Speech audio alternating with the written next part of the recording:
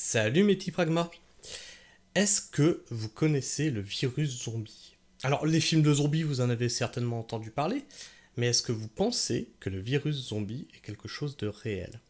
Alors là, j'ai quelque chose qui m'a été envoyé par l'un d'entre vous, par un petit pragma d'entre vous, par mes réseaux. Donc si vous voulez m'envoyer quelque chose, des liens ou quelque chose d'intéressant, passez par Twitter, Instagram ou Facebook. Sur YouTube, évitez parce qu'il bloque les liens, je les configurerai comme ça pour éviter les bots qui vous envoient vers des liens douteux. On était pas mal spammé par ça.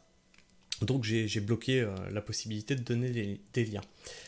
Et cette vidéo m'a été envoyée par l'un d'entre vous. Elle parle d'un virus zombie.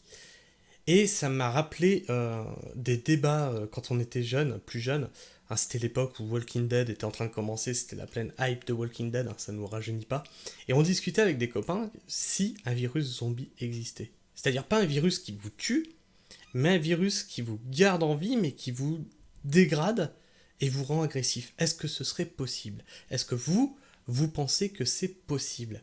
Eh bien, on va voir ça dans cette vidéo, parce que quand on me l'a envoyé, j'ai fait mais what? Mais en fait, c'est exactement ce dont on parlait quand on était plus jeune. C'est un truc de fou, j'en avais jamais entendu parler. Et donc, on va voir ça ensemble. Donc, je vais rafraîchir la page, histoire que, voilà, on soit pas à la fin, mais au début de la vidéo.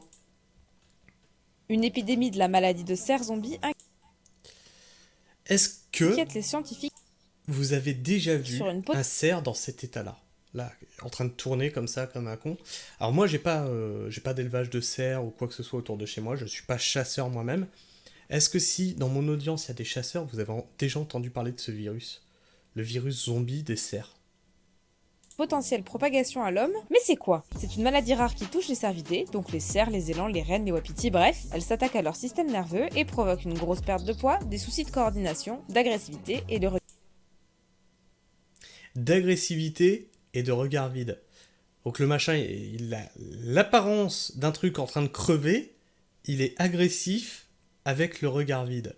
Mais attendez, c'est pas tout, vous allez voir l'état des animaux, moi ça me rend fou. Si jamais ça se transmettait à l'homme, mais waouh, on y est quoi. regard vide comme un zombie. Les animaux touchés meurent 100%.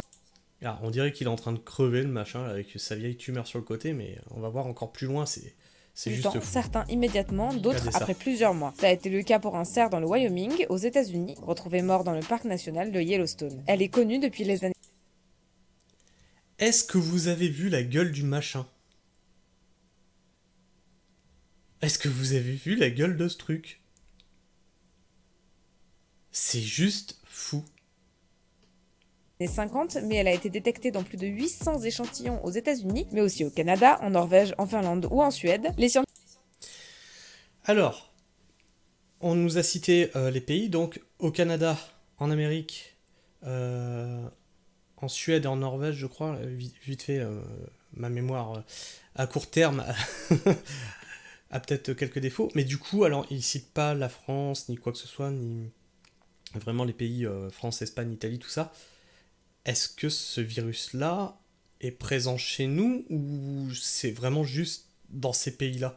Et du coup, pourquoi il serait présent que dans ces pays-là? Si vous avez la réponse, si vous êtes chasseur, n'hésitez pas, ou si vous êtes spécialiste des cervidés, n'hésitez pas à nous renseigner dans les commentaires, ça m'intéresse, pour de vrai. craignent qu'elle ne puisse être transmise à l'homme, un peu comme la maladie de la vache folle, d'autant que Et ça, c'est le passage qui m'a le plus trigger. La maladie, elle est connue depuis 1950, et c'est aujourd'hui, là, qu'on nous dit ouais, c'est bizarre, elle pourrait peut-être se transmettre à l'homme comme la maladie de la vache folle. Bon, je vais pas faire de théorie du complot ou quoi que ce soit, mais juste ça m'a fait tilt, quoi, ça m'a fait bizarre. Pourquoi ils nous en parlent maintenant et pourquoi on n'en a pas entendu parler avant? Cette maladie, elle existe depuis les années 50.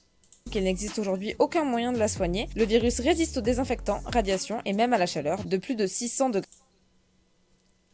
Le virus résiste aux désinfectants, aux radiations, et même à la chaleur de plus de 600 degrés. Le virus, il résiste à tout. Il est là, il est en mode tank, tu peux pas tester, quoi.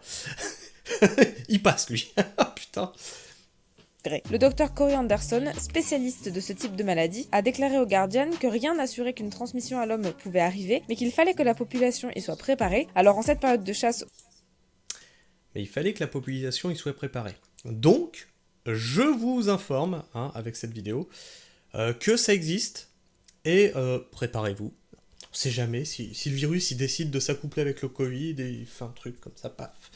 On sait pas ce qui peut se passer. Moi, je préfère le prendre avec l'humour, mais imaginez. Aux États-Unis, le Centre américain de contrôle des maladies demande à ce que le gibier chassé soit testé.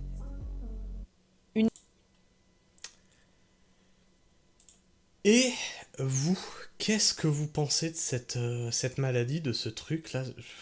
J'en avais jamais entendu parler. C'était juste dans nos discussions quand on était beaucoup plus jeune. C'était tu vois, un truc qu'on imaginait, c'était de l'imaginaire. On pensait pas que ça existait vraiment. Et là, quand j'ai vu le truc, j'ai dit, mais waouh, c'est juste dingue. N'hésitez pas, si vous êtes renseigné sur cette maladie, les questions que j'ai posées pendant la vidéo, si ça existe en France, s'il y a vraiment un risque, etc., etc., à nous le dire dans les commentaires si vous êtes chasseur, si vous êtes informé de cette maladie-là. En tout cas, n'hésitez pas à échanger entre vous, à laisser votre avis et vos opinions dans les commentaires. Mettez un pouce si vous aimez ce que je fais, mettez un dislike si vous n'aimez pas, ou si vous me détestez, exprimez-vous par le biais des pouces. Si vous n'êtes pas encore abonné, faites-le, mettez la cloche, on a vu que 85% des viewers n'étaient pas abonnés à la chaîne. Alors ça, c'est pas normal, vous regardez mais vous vous abonnez pas, c'est pas normal. En tout cas, moi je vous fais la bise, prenez soin du sol et restez pragmatiques. Ciao.